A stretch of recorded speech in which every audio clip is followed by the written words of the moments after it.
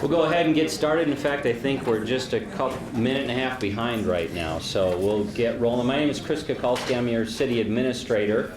I want to thank everybody for coming out tonight for this very important discussion on public safety in Billings. I'd like to thank Channel 7.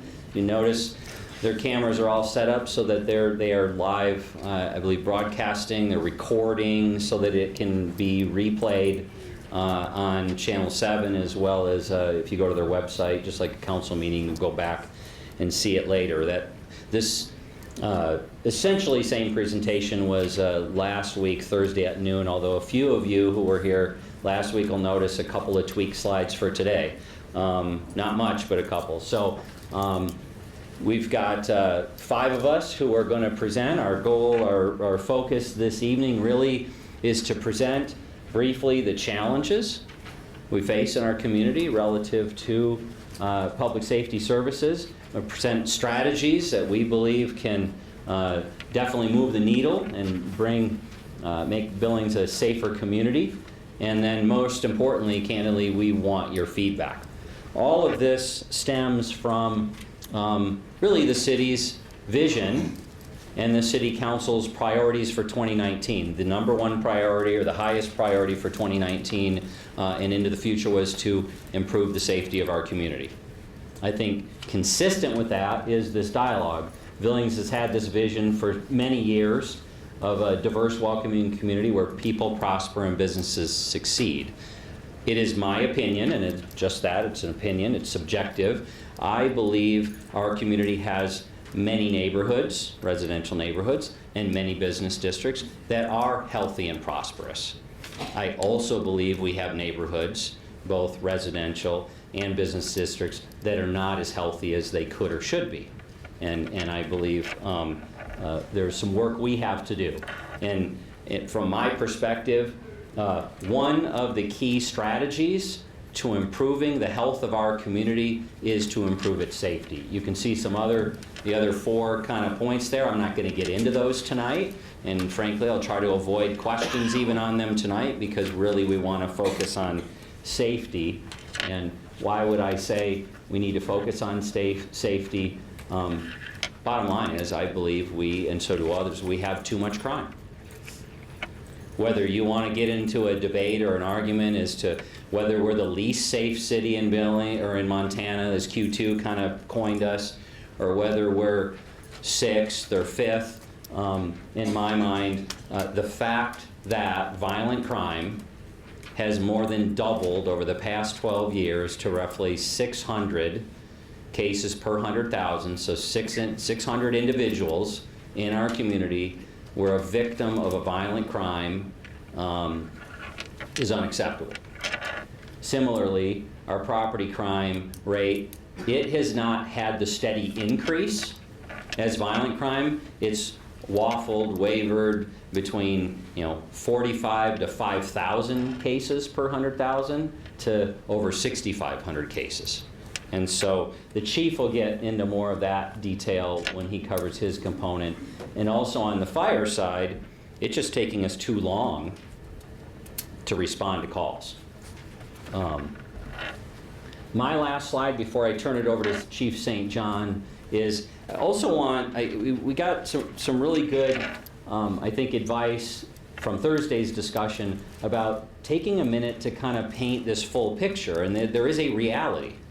The city of Billings is not the service provider for all of the issues relative to crime in our community, or what we believe is driving crime. So for clarity, right, Billings specifically, your tax dollars go for code and law enforcement.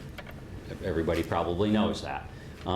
We have prosecutors. We have a prosecution division in our city attorney's office, and they prosecute crimes, and they provide and work with victims to advocate on their behalf on misdemeanor crimes.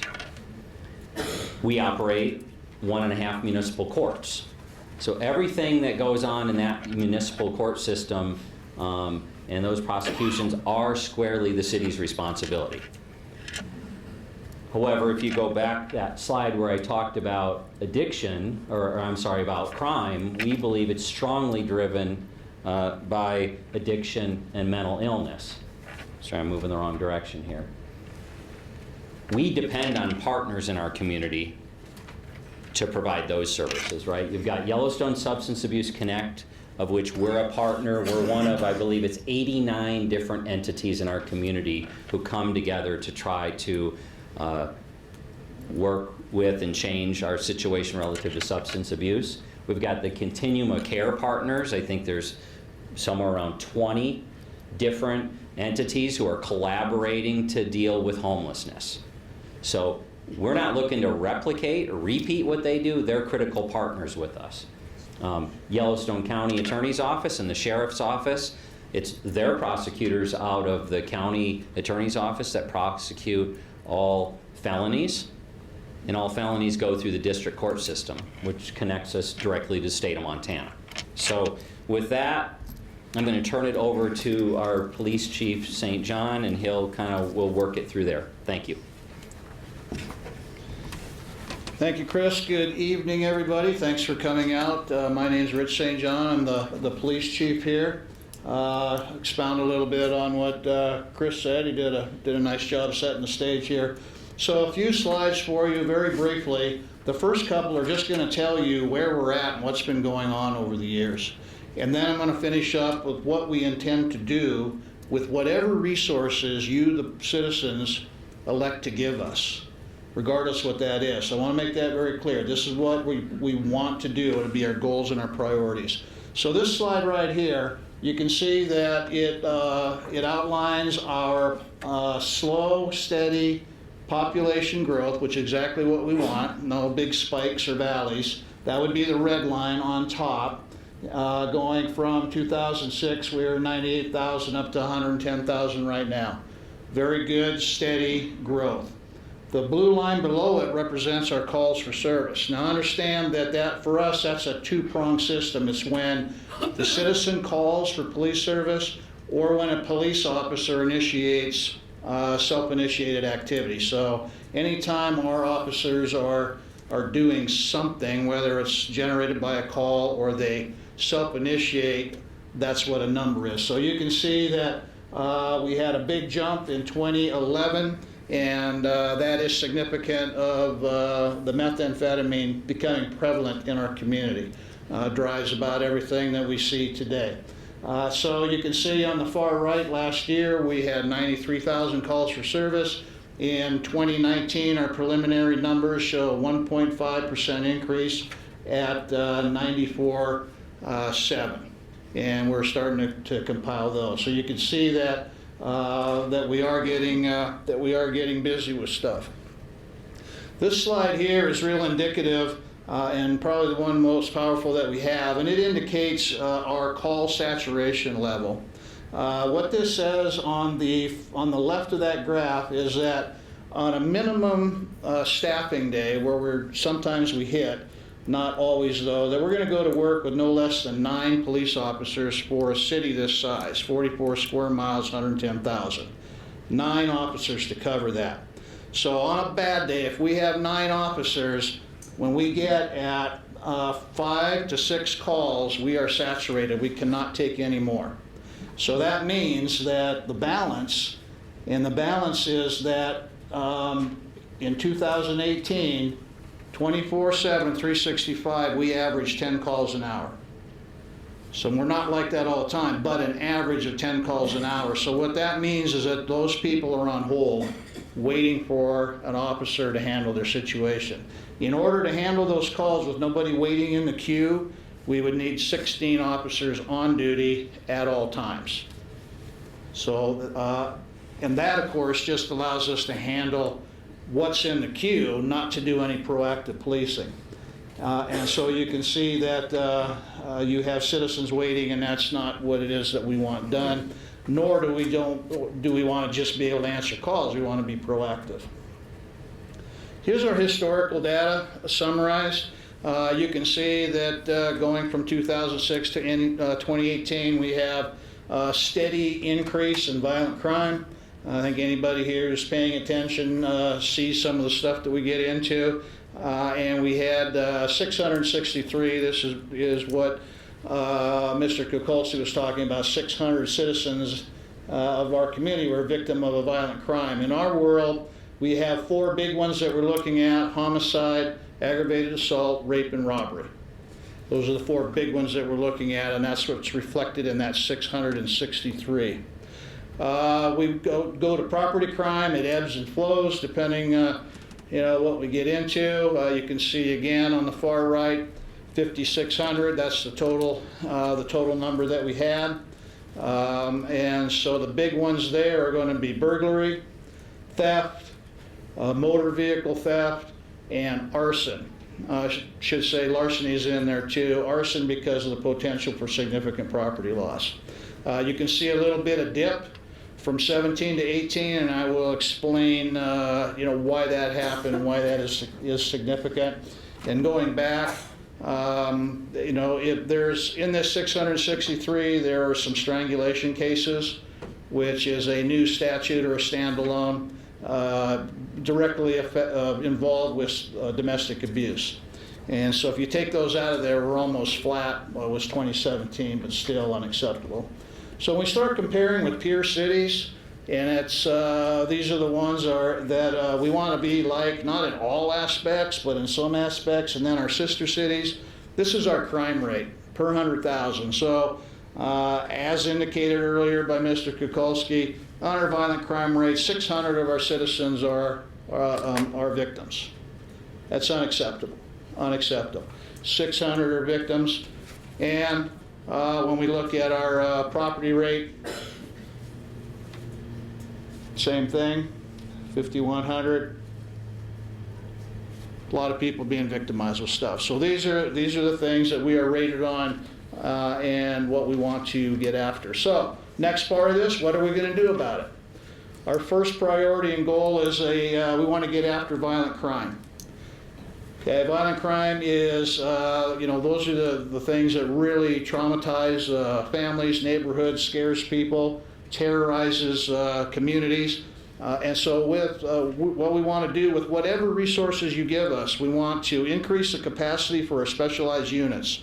These are the ones that are not in patrol cars. They are not tied to the radio. They are out getting after these people. They are targeting violent offenders, felons in possession, all the people that are listed up here. We were able to field a unit in 2018, and they are largely responsible for the reduction and the flattening of the 2 stats that I showed you. We can do more if we can have them work more of the week and more of the day. That's how we want to increase the capacity. Downtown safety is a big thing, a lot of discussion going there. That was a hot topic in one of the surveys. Of all the questions asked, the number 1 thing was that people feel uneasy or unsafe in downtown after hours. So again, with whatever resources you give me, we want to bolster our capacity to handle downtown safety. We're going to increase foot patrol, bike patrol, officer presence in cars. We're going to work with our partners downtown, with the businesses. We're going to use our crime analysis programs to identify hot spots and take full advantage of our crime prevention programs. Third, improve traffic safety, same concept. Right now I have a 4-officer traffic unit for a town this size. The other officers are responding to calls for service. There's not a task force that I don't go to that the traffic's not the number 1 complaint. If the task force had their way, this town would bristle with speed bumps and you would be going nowhere. But we hear this complaint all the time. Again, 4 officers to do this. So if we can enhance that, we can provide more services on the DUI, citizen complaints, school zones, anything related to traffic. And then lastly, what we want to do is invest in mental health. This was some direction from the council. We know what's causing a great number of our problems, and then why can't we be involved in the solution with that? And some of the things that Mr. Kukulski talked about, the Yellowstone Connect, community innovations, several social organizations that we partner with to help with this situation. I don't want to, we're very, very empathetic with people who are down on their luck. The true homeless that, that they've fallen on hard times, not so sympathetic with vagrant behavior. And do not confuse the two. They are very, very different. And so we want to be very, very firm and making sure we have good enforcement on that. But when we're dealing with co-occurring addiction, mental illness, and the true homelessness, people that are having difficulty, we are very empathetic, sympathetic, and doing everything we can get the help that they can. And with that, I will turn it over to our community and planning director, Wyeth Friday. He does everything that we don't do.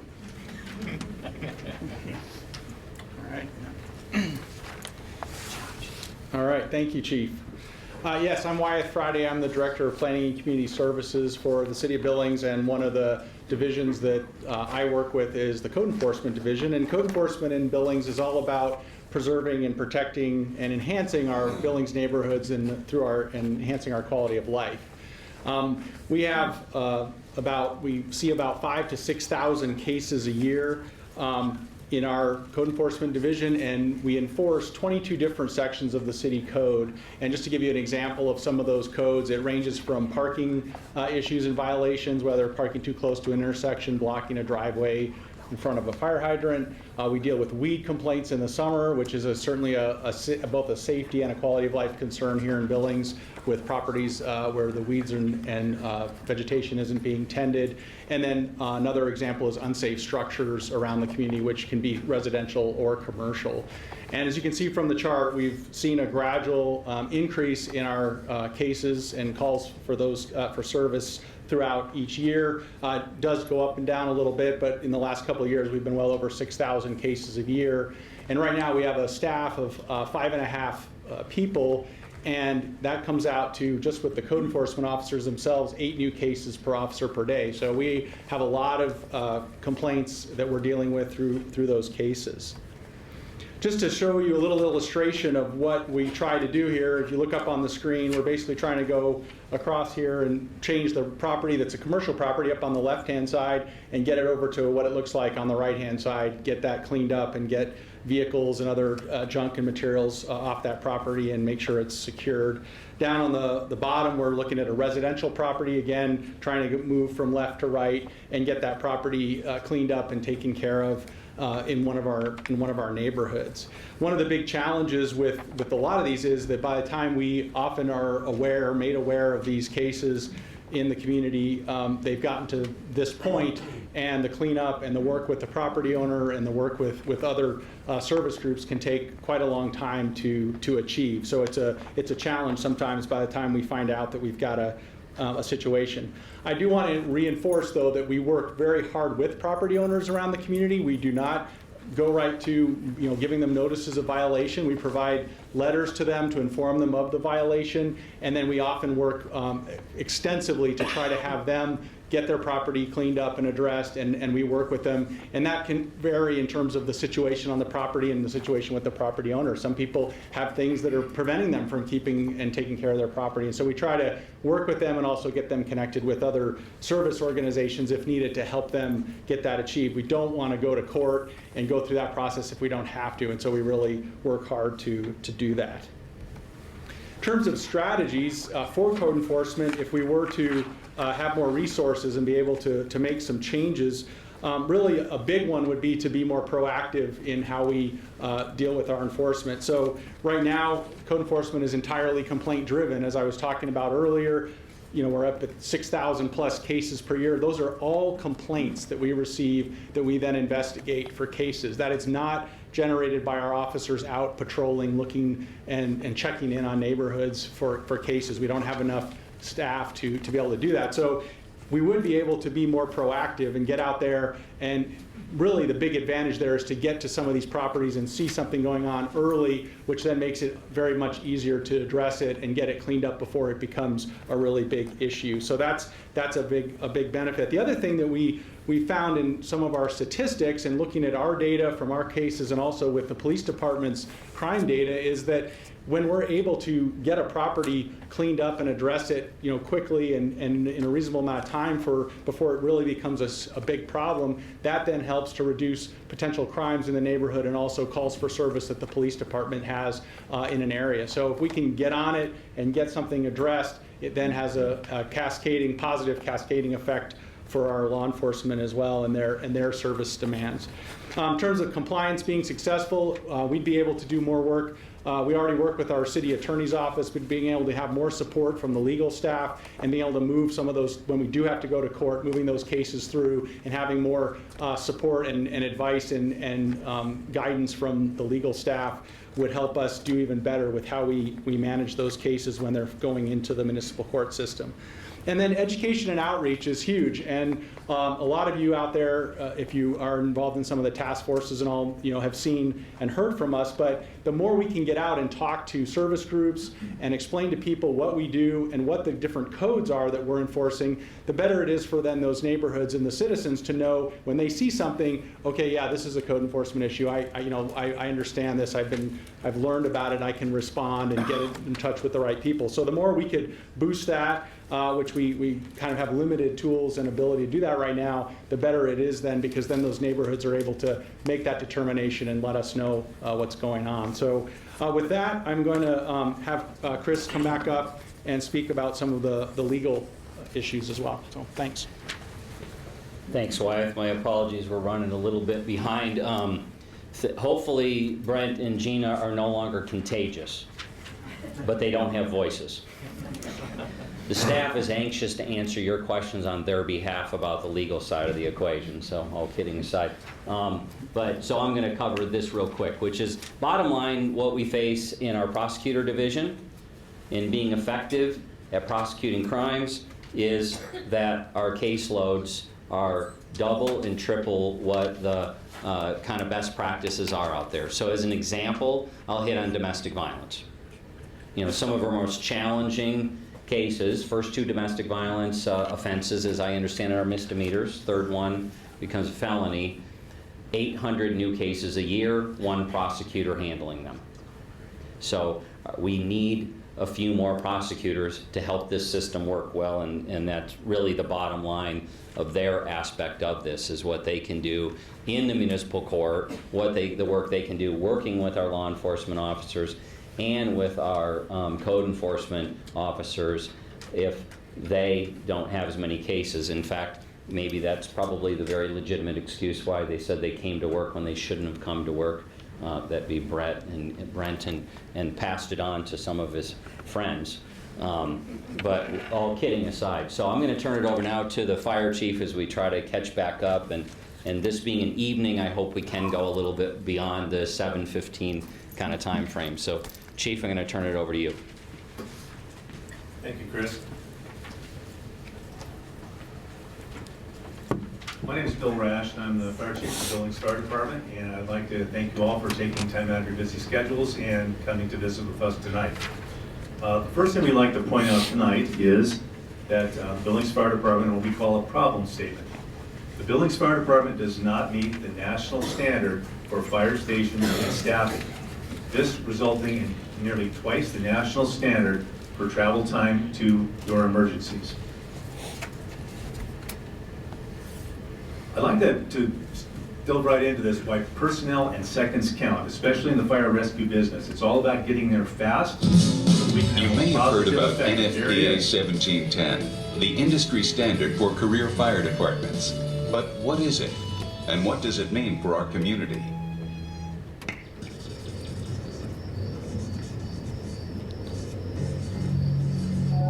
Your house is on fire. It's your worst nightmare.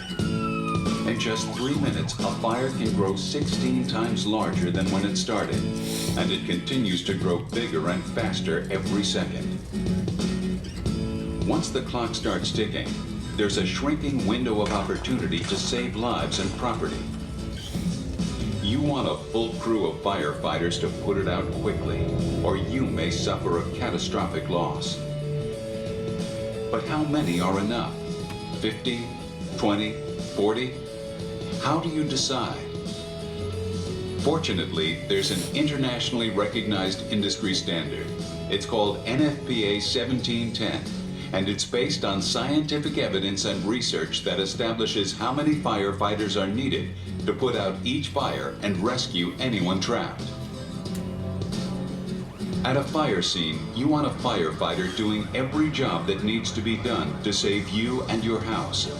And at a fire, there's a lot that needs to be done, like stretching the hose, hooking to a hydrant, searching for trapped people, venting the hot gases, and much more. For a low-hazard single-family house fire, NFPA 1710 specifies a minimum of 15 firefighters dispatched in the initial alarm. At an open-air strip shopping center or garden apartment fire, the standard specifies a minimum of 28 firefighters dispatched in the first alarm.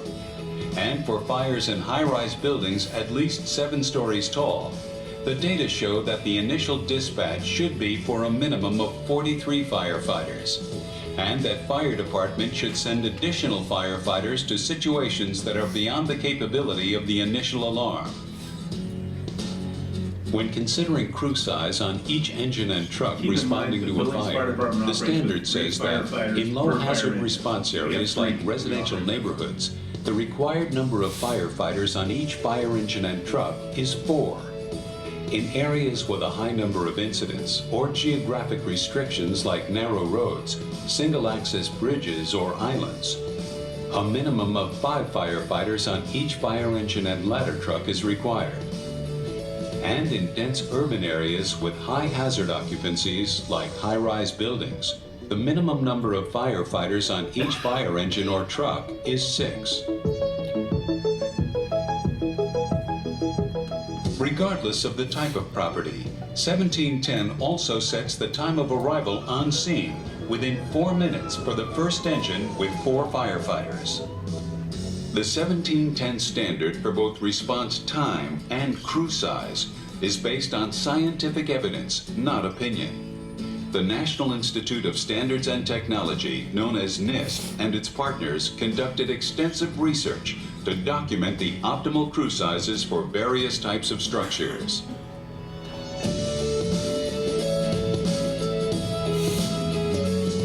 As a decision maker, you and firefighters share a common goal. Everyone gets out alive. So when a house is on fire, just remember, it takes a minimum of 15 firefighters to put it out. And the responding crews should have the right number of firefighters on each engine and truck. The quicker the response time, the better the outcome for everyone. For more information, talk to your local firefighters. Thanks for listening, and stay safe.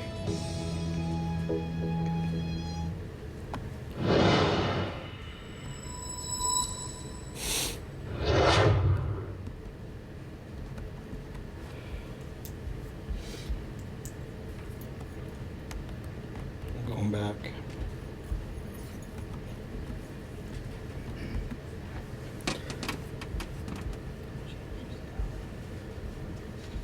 Can't find my mouse. Always has to be a little bit of. Let's just do this one. Thanks for your patience.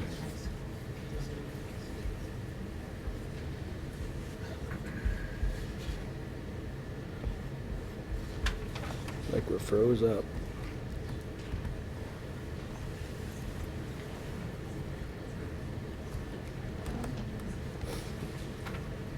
Just to let you know, we didn't have this issue on Wednesday, so you are a privileged group, so. Oh, yes.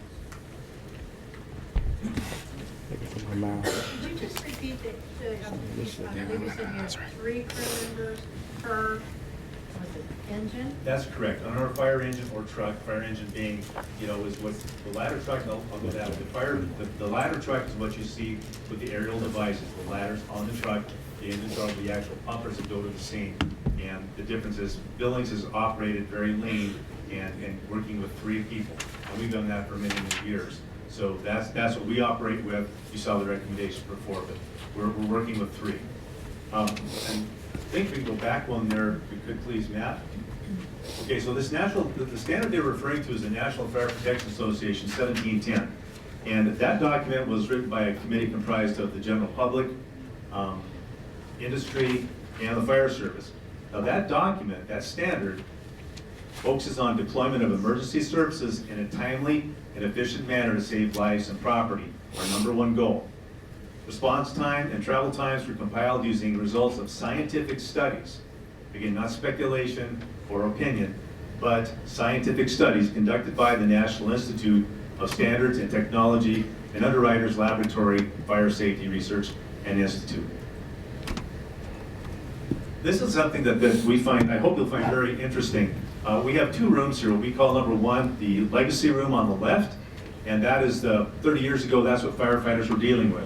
That is more of your cottons, your woods, things like that we dealt with that burn slower, not as quickly, not nearly as flammable. On the right-hand side, that's what we call today the modern room. The combustibles, as you can see now, fires started at the same time in both areas, but those are petroleum-based products, plastics, things that burn very, very quickly, very hot. So what we have to deal with here is, this will show and exemplify when you see the actual flashover time, where it extends out of this room and contents area and extends into the structure, again, creating a greater challenge for us for saving life and reducing property loss. You'll see when this flashes over from the modern room, what we deal with as a fire service today. And you will see the big difference here and why it's so imperative that we get on scene as soon as possible. Time to flash over, 3 minutes and 40 seconds. Keep in mind the 4 minutes is what we're trying to hit. The legacy room continues to burn. It looks horrifying there, but the true story is on this is we have time yet to do that, to take care of that. We do not have the time in our world today. Flashover time, where it extends to the structure, again, putting life and property in peril, is 29 minutes, 25 seconds versus today's 3 minutes, 40 seconds. Something you might want to really make a note of, and something we deal with on a daily basis. Our strategy to reduce the loss of life and property is reducing our dispatch call time between the 911 center and public safety resources. Reduce our turnout time for firefighters so we can get out of the fire station sooner, thus arriving sooner. Add personnel to increase efficiency for fire rescue operations. These photographs depict some of the disciplines that the Billings Fire Department is tasked with today. We have begun transitioning from just calling it the Billings Fire Department to Billings Fire Rescue to better represent the things that we do, because it's not just fire, it's fire and rescue. Emergency medical services, rope rescue, water rescue. And I might make a note here too that everybody that you see in these photographs are your Billings firefighters. These are photographs of them in action. The other thing we need to deal with are improving our facilities. We have a backlog of deferred maintenance. Our fire stations are falling apart. We need to deal with those. They're expensive. We need to make sure that we are good stewards of those. At Fire Station 8 in the Heights, equipment for that station as well as firefighters. Again, to reduce response times to emergencies.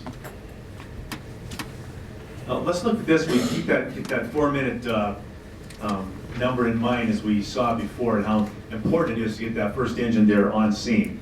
So this map depicts, and you'll notice the little green dots there, if you can read those, 1 through 7. Those depict the areas in the city where our city fire stations are located. Station 7, to give you some little more further, Station 7 is on the west end, Station 6 is in the Heights. The dark blue represents a 4-minute travel time to getting to responses in that area. The lighter blue is an 8-minute travel time to get to incidents. You'll notice in Station 6 in the Heights area, and we're recommending that the new station goes in this area to help service our over 30,000 people in the Heights. But here's the interesting thing about it, is now on a perfect day, everybody's in their quarters. But we also have training that we have to go to. We have the motor pool to keep our fire engines running. We have calls that we have to respond to within the various districts. So we're not always in pocket.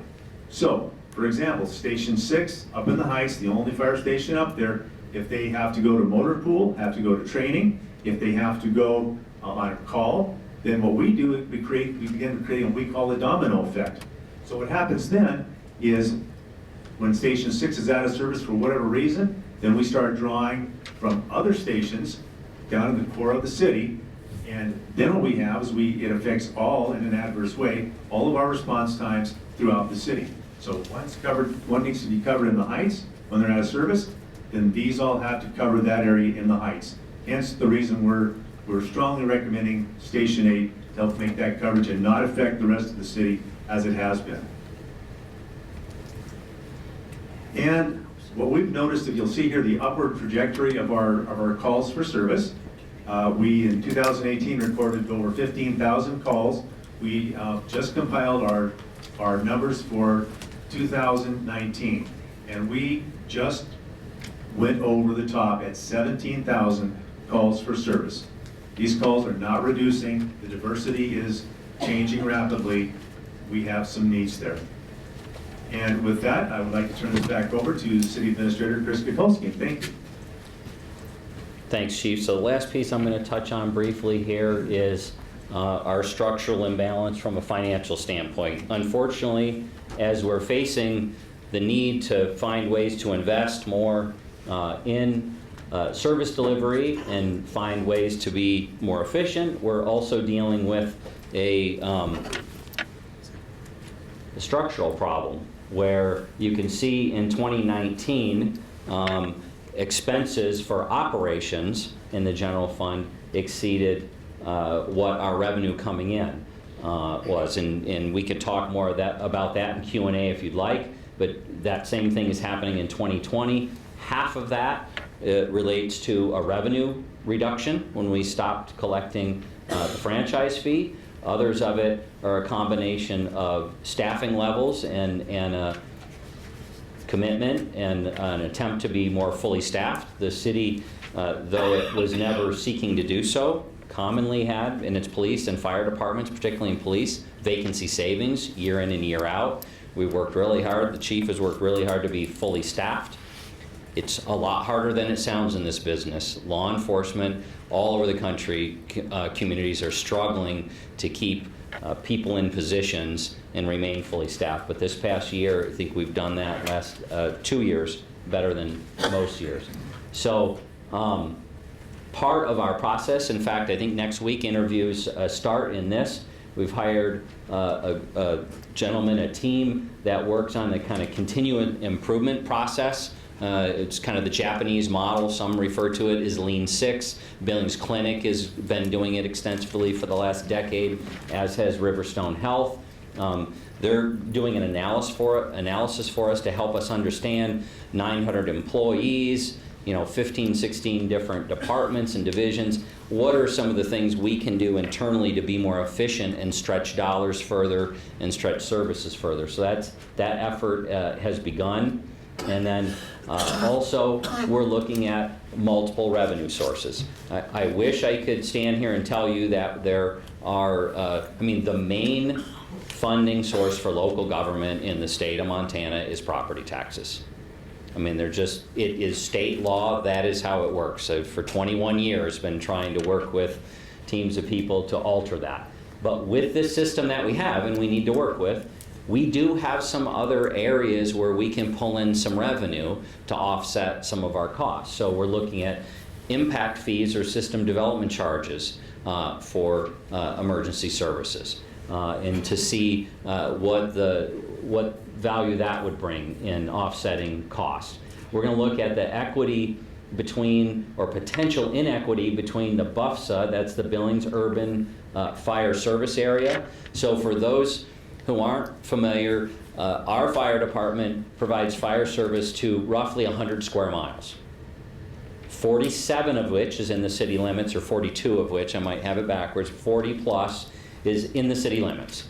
The other 47, plus or minus, is outside the city limits. That's in an agreement with Yellowstone County, and we want to make sure that the charges for that service to those non-city residents is fair and equitable. We're looking at increasing municipal fines. The municipal fine, if you get a speeding ticket or other things in town, have been at this rate for, I believe, more than a decade. So we believe there are some areas we can augment revenue there. We're looking at the potential of a public safety district We have looked, it's been looked at quite extensively. It may not be as good of an option as we thought it was a few years back, but we're still turning some rocks over there. Charges for services. Now, I don't envision the city ever charging for all of its services, right? When someone dials 911 and needs an emergency response. That being said, false alarms, there are the kinds of calls that we get that we do think and we've looked at other communities where there may be some places where we can get some better adoption and bring in some revenue there. The public safety mill levy, candidly, I don't see any way around not having this discussion. We're going to need to have this discussion if we're going to increase our investments in these areas here in 2020. And then last but not least, and there are some, always like to think of myself as an optimist, we've got actually some really good private sector initiations going on right now in Montana to strategize and have conversations about our tax structure, right? We play host to 12 million people, and the million of us who live here and own property pay for the whole thing. We're incredible hosts. And so I won't go on more about that. And lastly, and my apologies, we ran a little long, but my hope is with the evening we maybe be able to stick around at least a half hour, 45 minutes to have to hear from you, is we want to get back to why we came here tonight. We wanted to share this information with you, and we wanted to hear from you guys as to what you think, what you like, what you don't like, what you think we're missing. And with that, we've got a couple of individuals with mics. We're going to walk those mics around. Anyone who wants to ask a question, please do so. We're going to get a mic to you. Please use those mics and wait for them, just because, as I mentioned earlier, we're recording. So we'll be able to pick you up if you use that mic. And so with that, we've got right up here, Andy. Can I talk now? No? Absolutely. All right. First and foremost, I want to say thank you so much for having these open forums, these town halls, if you will, to educate our community, to bring issues to light, and available for us to give you feedback or ask some questions. And thank you for everybody who put a PowerPoint together. I have two-part questions. One really fast is, will this be available on the city website so people can access it who weren't able to come tonight? Yes, we'll get it posted so it's available to folks. Great, thank you. The other question that I have is that I didn't necessarily see in the police or the fire department, so I apologize if I missed it. I know that due to the lack of resources, I'll say, there has been a cutback in trainings, and I just want to make sure my biggest priority as well is, when we're talking about safety with the community, I want to make sure the people who are showing up are safe as well. So is there an opportunity, and maybe it's not on any of the PowerPoints that I saw, so I apologize if I missed it, will there be a catch-up in training, if you will, so we can have that opportunity for our first responders to have the best training or whatever for if they're on the rims or if they're going into a situation. So I just wanted to make sure that was part of the plan. So I'd invite the chiefs to help there, but certainly you will, as we made some tough decisions last year, that was an area that we did need to make some changes in. Now I'd emphasize those changes weren't eliminating training, but Chief, can you offer some? Yes, ma'am, good question. I want to clarify that. What was cut last year on the police department side or reduced was overtime expenditure, not training funds. We did find ourselves in situations where our training budget was stressed, and we used overtime money for that. But the training budget itself was not touched. It was, more overtime, and any reductions were very minimal. I think 10% was several $1,000s for us. So the overtime issue was twofold. I mean, problematic that we're put in a position where we have to work so much overtime. A lot of that goes to staffing. And second of all, some of that was self-inflicted. We could do a better job paying attention where we're spending our money, and we are doing that right now. So that just goes to being good stewards of the money that you give us. So minor tweaks in the training budget for us, more on the overtime stuff. Other questions? Clarification. Thanks. Right up here. Sure. Good evening. My first question is, you're gonna hire some more policemen? You're gonna hire some more lawyers and judges so that we can convict people of violent crime? There's no room in the jail. Without jail space, how are you gonna reduce violent crime? You gonna let the meth dealers out of jail because they're not violent? They don't physically force people to buy their drugs? But then you said the drug and alcohol problem is causing an increase in our crime rates, violent crime and property. How will you reduce crime rates with no room in the jail? So Tom, what I would say there is all of these partners, and I know they're not listed exhaustively name by name, but certainly one of them, Yellowstone County, with their responsibilities of incarceration and with the county attorney's office, all of our partners are working with us. And our responsibility, I think, is to do the best we can in delivering our city side and work in collaboration with them. So they're also working to figure out what do they need to do, can they do to be more efficient and collaborate. And there isn't any one piece of this that is the linchpin to the whole thing. In a perfect world, I wish we had Yellowstone County standing up here with us. We are working with them and talking with them. There's regular meetings about the efficiency of the jail and how to use it, but it's also true that we understand we cannot arrest our way out of this problem.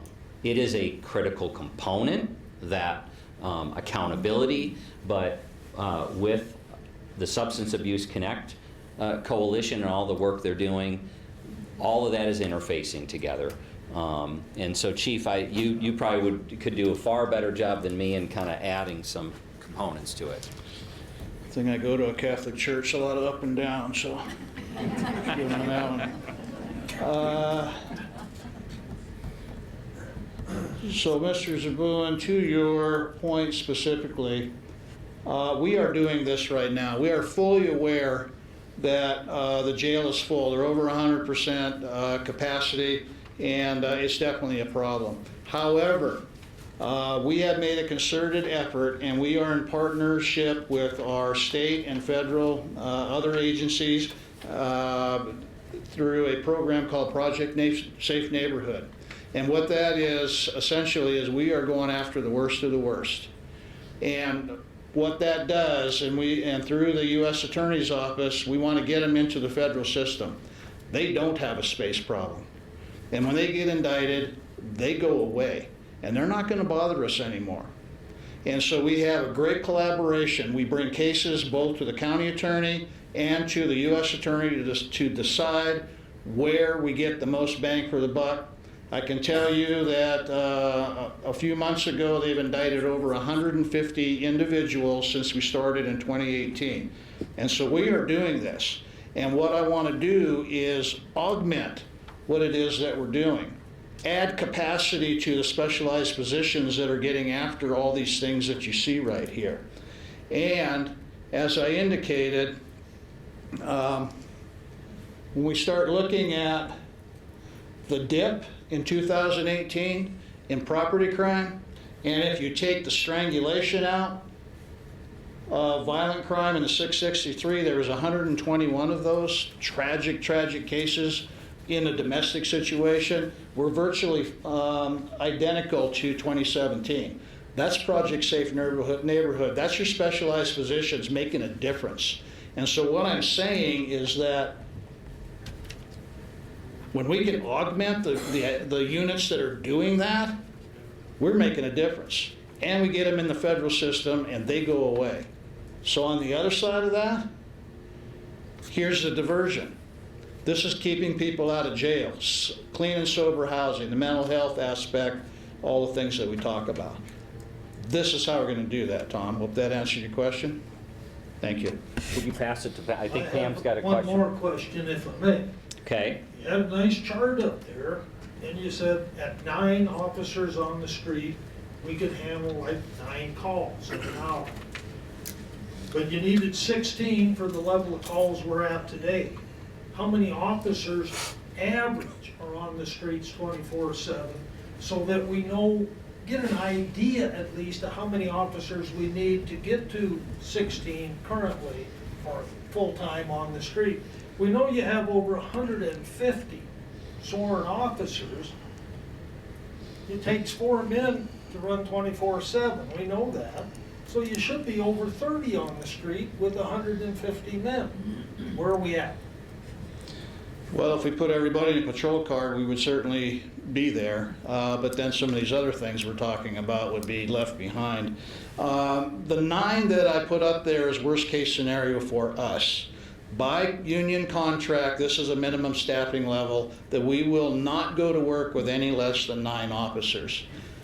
That's not the case very often. We're probably in the 10, 11, 12, and remember that twice a day shifts overlap, so that number doubles. But for statistical example, we have to go worst case scenario, so it's 9. And at 9, we can handle 5.5 calls to 6, and we don't have any more officers.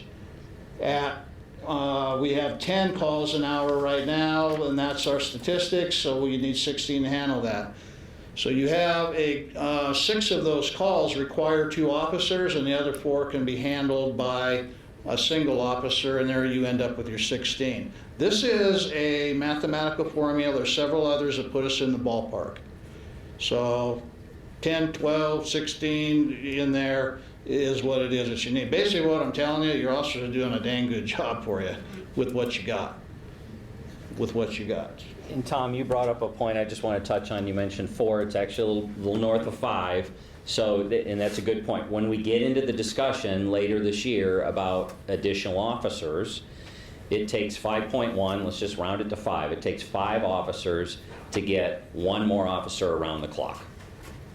So, when you see a number like 10 more officers, and wow, that's going to make a big difference. It is going to help us without question. That's 2 more officers around the clock. You're running 24/7, 365.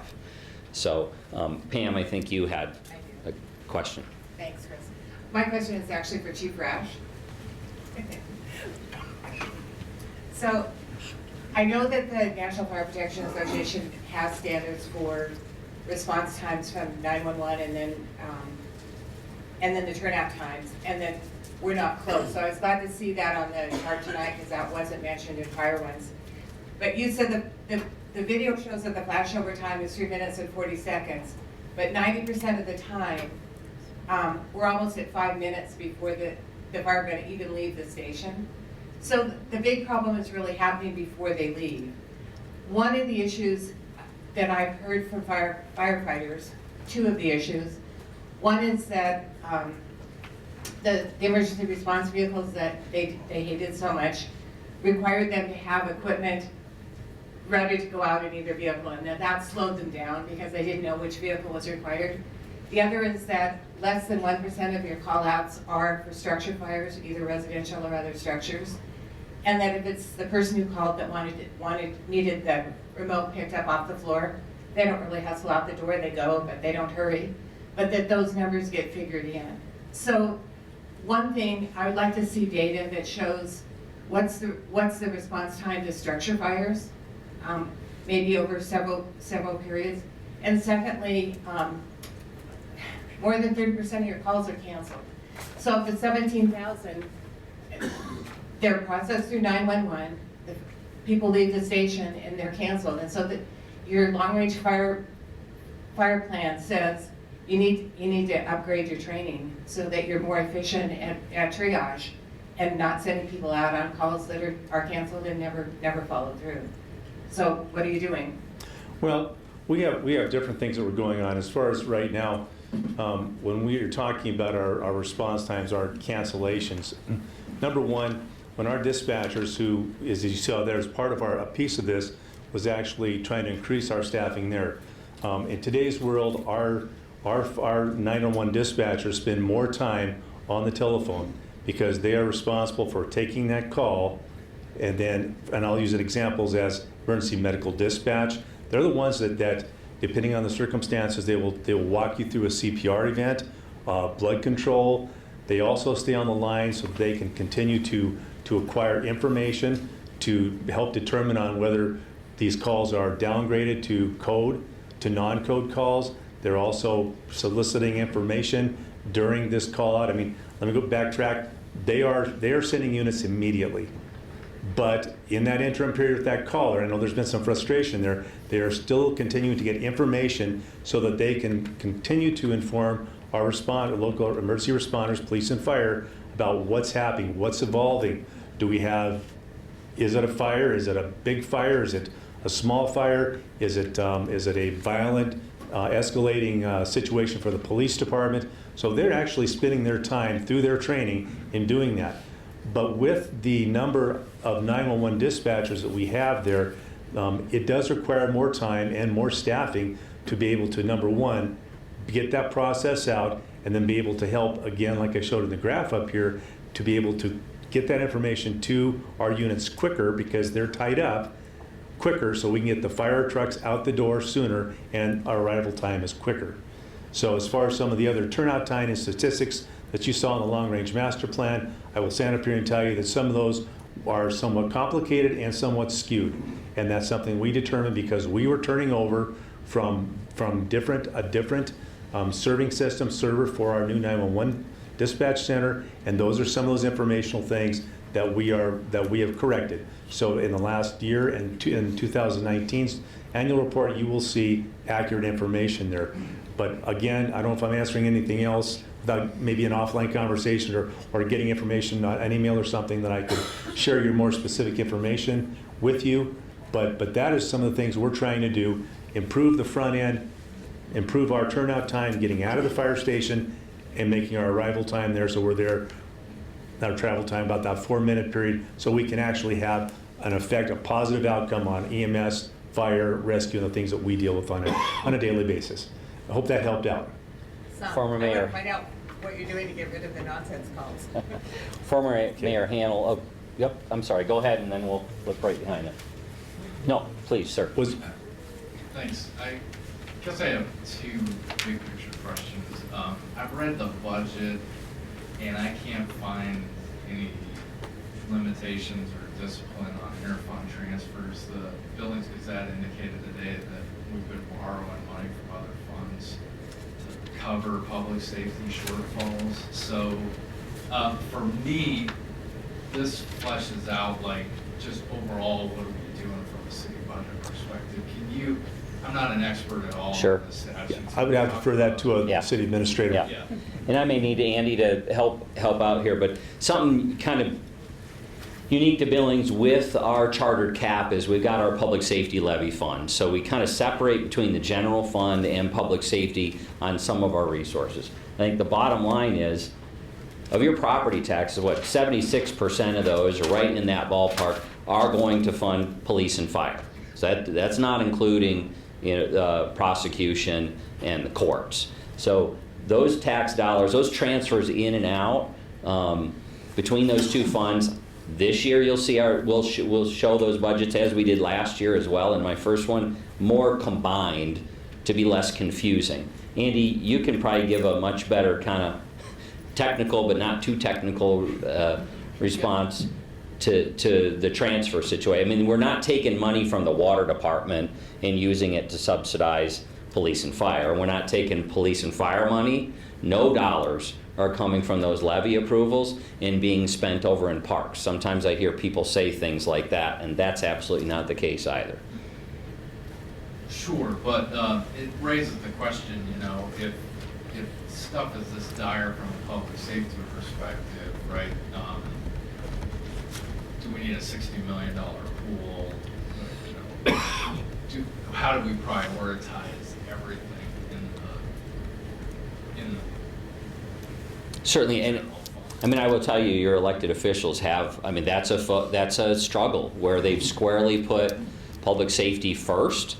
I would tell you as an administrator, and if you look at where resources are allocated, clearly that is the priority, but we still do, and I believe need to be making other investments that are at a much smaller scale in some of our other quality of life areas. The second question, sorry, I'm sure you've got a lot of great things to say. The second question I just had was, if we understand what's the data behind the notion that substance abuse and addiction is driving the increase in crime, why wouldn't we invest in those from the social services end instead of, nobody begrudges the police department, they're doing an amazing job, but if that's the root cause and the partners handle the social service side, it seems if money was a discrete variable, right, you push money towards those social service organizations that are servicing the addiction. I think it's an important point of that kind of ounce of prevention versus, kind of a pound of cure, and that's a part of this dialogue. As I point out, they're not our services, but there are partnerships that we have, and there has been discussion in this levy, should the city levy any property taxes and turn that money, invest that money in some of these partnerships for addiction prevention. That's been some of the discussion beyond all of the effort that's going on in the Connect group. Andy, could you take a minute though and talk about the fund transfers and things like that before former Mayor Hanel asks his question? Generally speaking, there are limitations on our ability to transfer money within funds within the city. Revenues come in for specific purposes with limitations. For example, when you pay your water bill, that money stays in the water fund and has to be used for water infrastructure. So your example of the Aquatic Center in the south side, that's money within that tax increment finance district that's to go for urban development in that area. So there are limitations on our ability to transfer somewhat, and even when you do transfer those funds, they don't lose their limitations. They have to be used for those same purposes. So we do have a large transfer that Chris was alluding to from our general fund into the public safety fund. And that's because our general fund dollars are used to pay for public safety. And if you want to get into more details, I'm happy to meet with you afterwards or anytime. Thanks. Former Mayor Hanel. Thank you, Mr. Kukulski, and to your team and City Council this evening. Thank you for your support. Ladies and gentlemen, what we're discussing this evening, what's been presented is nothing new. This has been around for many, many years. It's been around for decades, and it's going to be around for decades into the future. But to begin with, what we're faced with, simply put, is that the city of Billings is growing. The demand on public service, the demand on private service is increasing. There's no way around it. It's going to happen, and it's going to continue to increase. The cost of service has gone up. What I will say is this: the service that is presently being delivered on behalf of the city of Billings, all departments, is exceptional in comparison. Absolutely exceptional. Billings rates is one of the top cities in the nation when it comes to quality of life, when it comes to the opportunity, and that's certainly the main reason why most of us live here. We're very proud of that. So consequently, we need to work together. I see a lot of social services here this evening. Mental health is represented, and it's a cooperative effort. It isn't anything that the city of Billings can do on their own. It's going to take a cooperative effort. But simply put, what it's going to come down to is this. You have a short-term problem that needs to be addressed immediately. You have a long-term problem that's going to take time, a lot of effort, probably on a state level, maybe federal, for assistance. But on a short-term level, the need is there. The need to develop and to come up with the precise figures as to what level of service that you desire as citizens, as taxpayers, needs to be identified. It needs to be presented in front of the voters, and we need to move forward. And there's no way around it. Another public safety mill levy is coming at us, and we need to support it. On the long-term level, we need to be looking at other revenue sources. Income, property taxes are stretched to the limit, and we need to explore. We need to look at other sources, and not only for the public service, but for the private service. The city of Billings is doing an exceptional job. I'm proud of all of you being here this evening, showing your interest, showing your concern, and Tom, that's extended to you up there in that front row. All of us need to participate, show our concern, get involved, engage, and do what we can to help our city recover and move forward. Thank you. Thank you. Other questions? Sir, we'll get a mic right over to you. Yeah, my name's Dan Carter. I live in the central part of the town. First of all, thanks for everybody up here. What you do on a regular basis. You know, thanks for answering the call when you have to, and when we rally together and we need it. Just a point I'd like for everybody to understand is that law enforcement, code enforcement, they can only enforce the laws that are on the books. And I think one of the things that's kind of raised up the level of understanding, at least in our ward, and thanks to Council Member Ronning for helping us, is that there are certain laws that may need to be addressed one way or the other.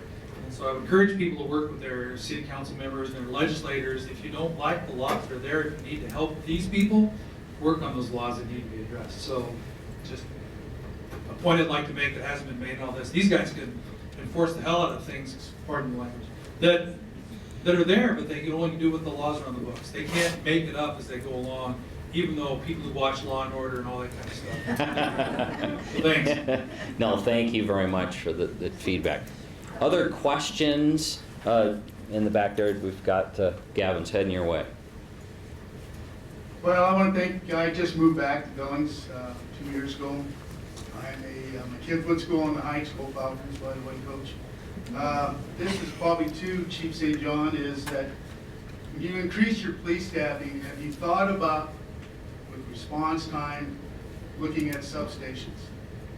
Either a substation on the far west end or a substation on the Heights to, as your manpower increases, be able to adjust to that time span. And my second question, Chief, is on your special unit numbers, what are the numbers you're looking at to increase that? Thank you for the questions.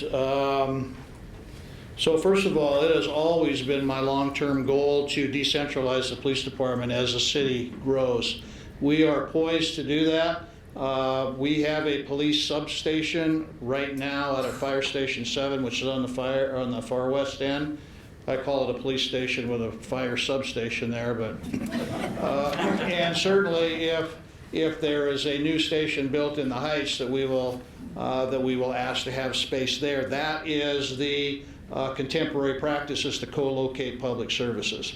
And then we're obviously situated downtown or on the lower west end where our facilities are. So right now we're poised to have 3 substations. What that will require, as you inferred, is that we're going to need additional staff to staff those things 24/7, additional vehicles, and all that stuff. But as the city grows, eventually I can envision having the substation, the precincts, whatever we want to call them. And so, yes, I do have that plan. We already have a footprint down. And if Fire Chief is fortunate enough to get one out in the Heights, we're going to be right there making sure we got one carved out. So we'll be poised to do that. Again, would have to staff accordingly. We operate out of that one out west. I don't ask our officers to drive all the way into City Hall to do paperwork or interview people. They go out there and use that. Obviously downtown gets used heavily. So, second question, again, the operative question of all of you, has been, number one, what's this going to cost, how big, how long, and the question to everybody up here is, what are you going to do with it? What are you going to do with all the resources that we give you? And so, as I indicated, that the number one priority for us is this bolstering our specialized units. Now, again, it's going to determine what we get. Right now, what I'm committing to is whatever you give us, I'm going to put in specialized units, and we have several of them that specialize in street crime, specialize in drugs, specialize in violent offenders, a myriad of activities of what they get involved in. So at this point, that would be the initial installment of what we want to do. And then you saw in the other slides where we want to put our staffing. So again, depending on what you give us, 5.1 bodies is what it takes to take one 24-hour period. So if you give us 5 or 10, again, you're talking 2 people 24/7. So they'll go into this unit and go forth and be productive.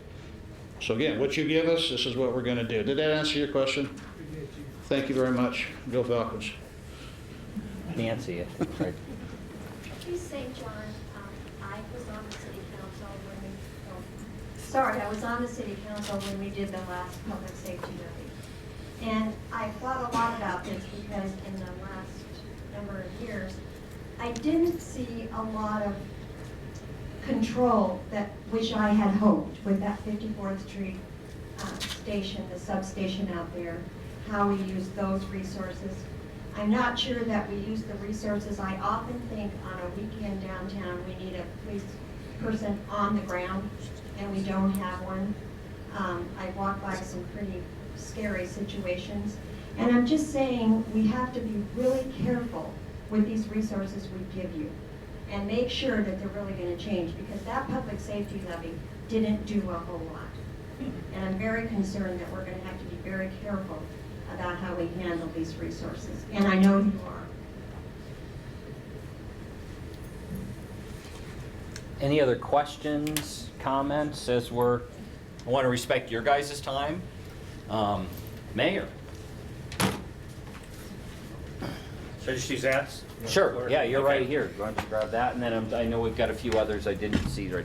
And Chris, I don't want to end a great night. Thanks, everybody. You've done a great job on a downer note. But the need for additional resources has been made well. And it'd be great to have more police stations, it'd be great to have more fire stations, special units, et cetera, et cetera.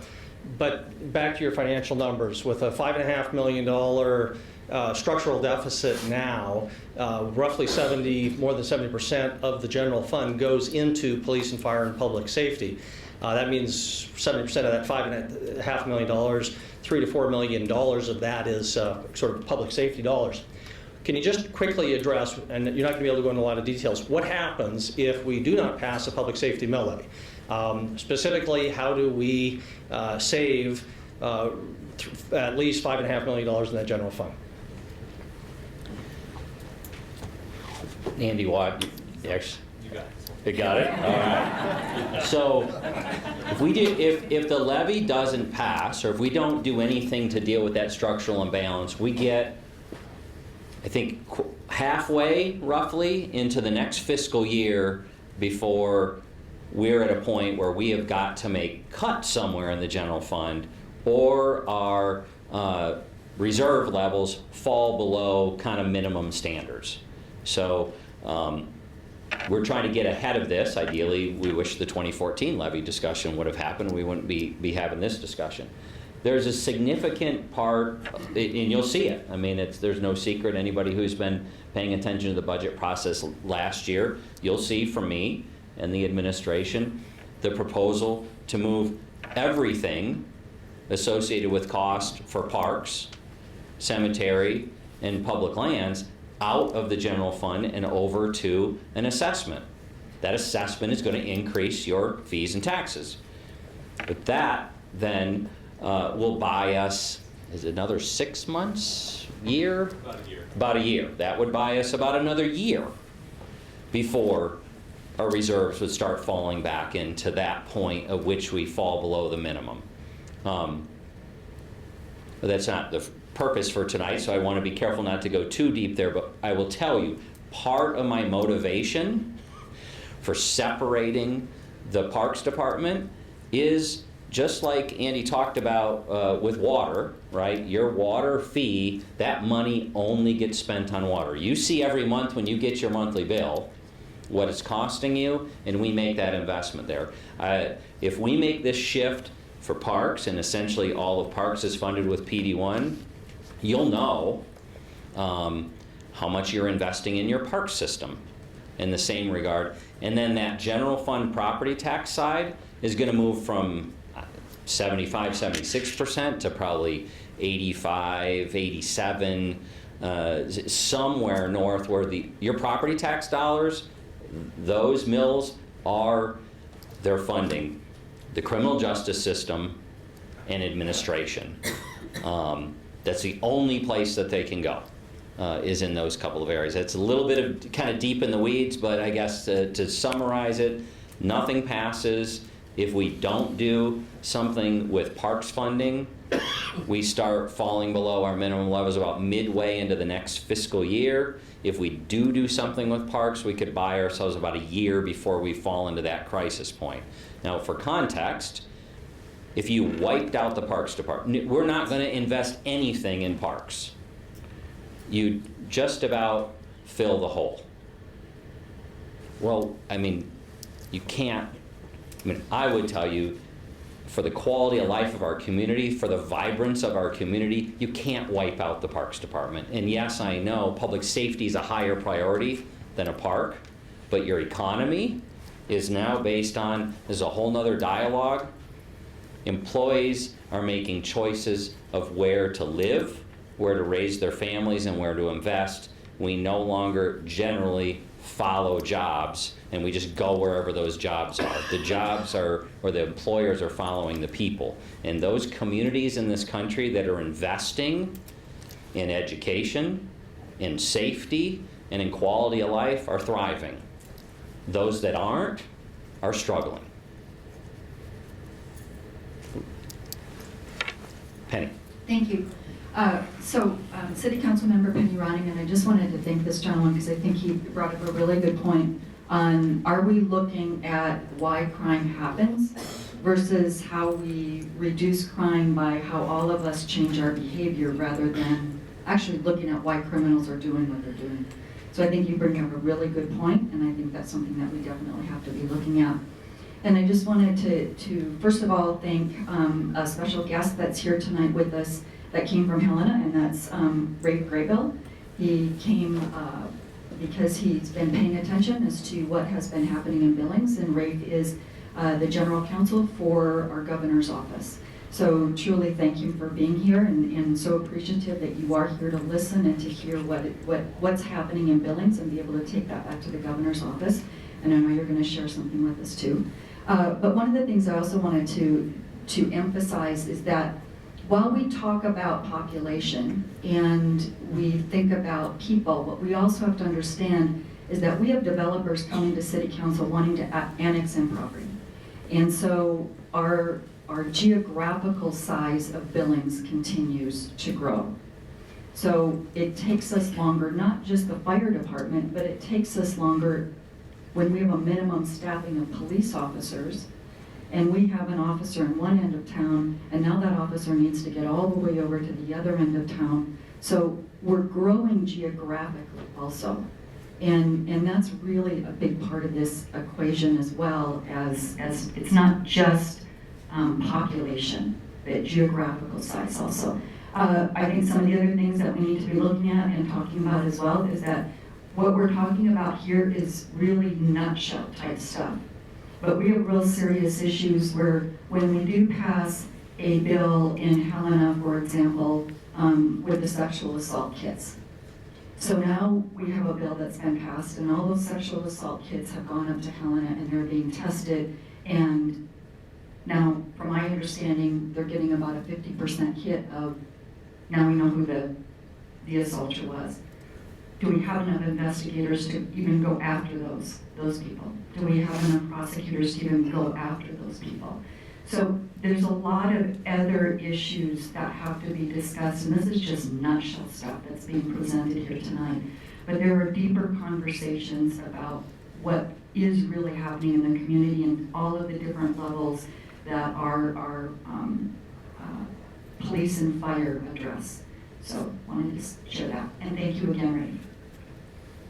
Other comments, questions? Yes, sir. Hi, I'm Rafe Graybill, the Penny just mentioned.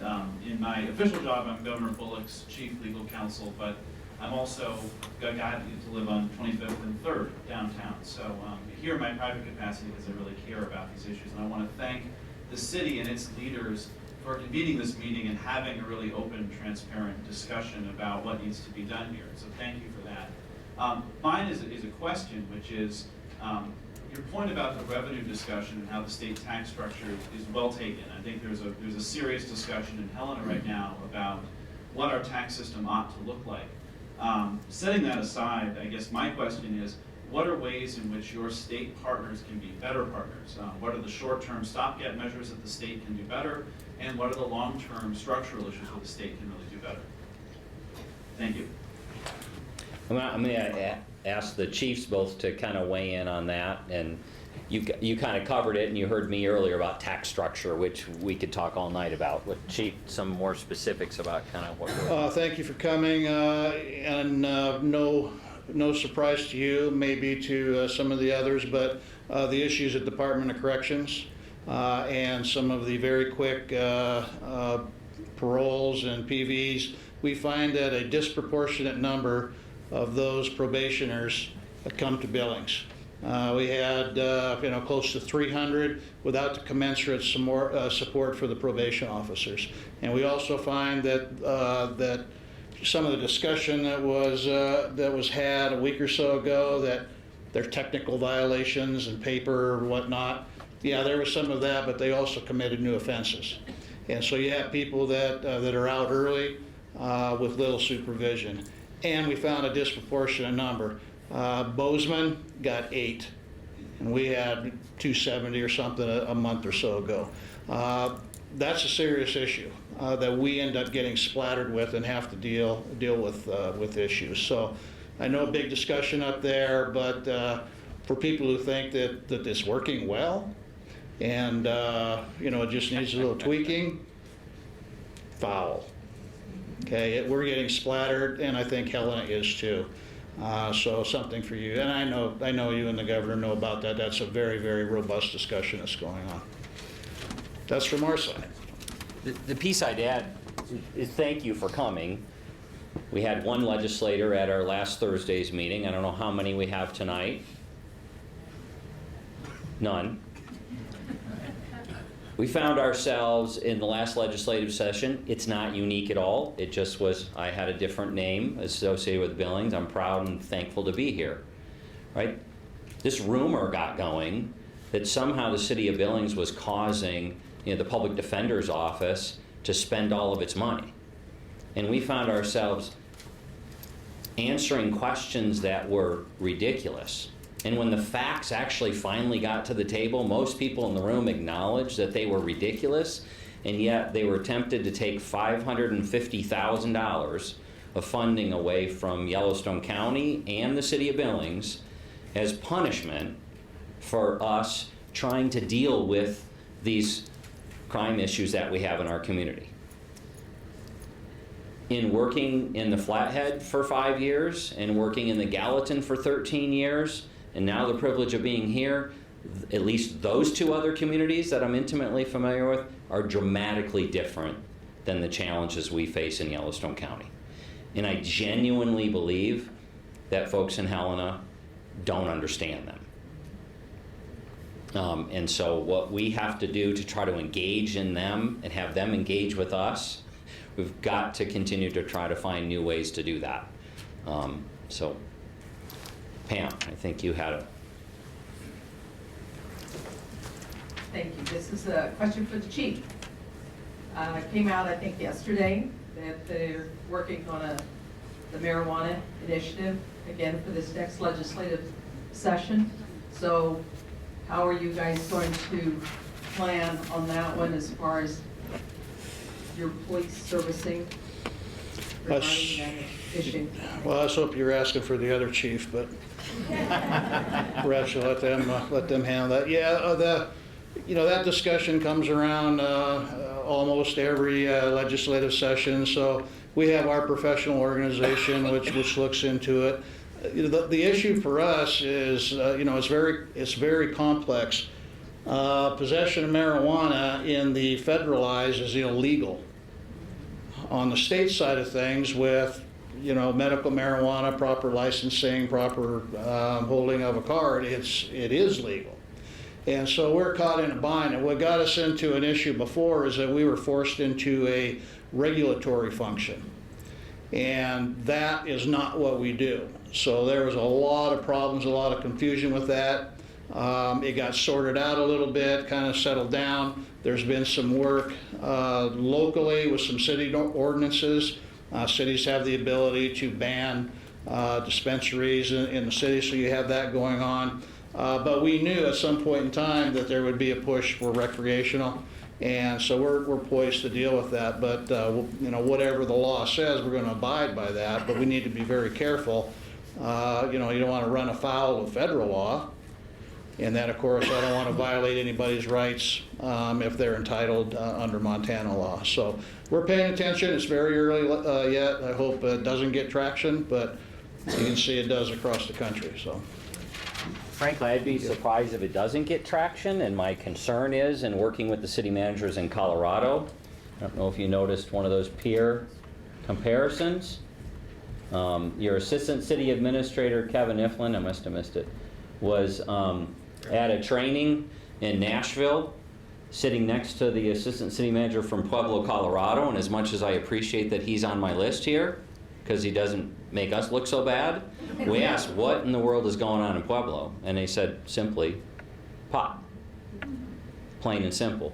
Now, whatever happens socially in that regard, my plea as an administrator from listening and talking to those other managers is, my fear is the state just looks at the dollars. Look at how much tax revenue we can generate. There will be a cost. Whatever political perspective you have, or whatever you believe personally or socially, there's going to be a cost. My plea is that all that revenue needs to be directed to where all those new costs are going to be, not towards something else that makes us all feel good for a year or two, while local governments, law enforcement, the criminal justice system, and the health care system, we've learned over the years too, the health care system sees significant cost related to smoking, tobacco, marijuana as well. So please, when those conversations continue to heat up, remind folks, let's be talking about who's going to pay for the cost side, not just where's all the new money going to go. We are at definitely one of our partners here. I want to hear from our partner, and then we probably should wrap up here, as I've gotten you to almost 8 o'clock. Please. Very fast, what is it that they can do at the state level to help with our issues here? When I came here approximately 8 years ago, the mental health center had 140 employees and many more programs. Because of the devastating cuts that we took 4 years ago that we're still trying to recuperate from, we're down to 90 employees and many less programs. If we're going to say that our biggest issue here is drug and alcohol and mental illness, then we've got to get together and help us do that job. I'm not sure I totally agree. I think the core issue here is maybe poverty, but it might be easier to take on mental illness and substance abuse.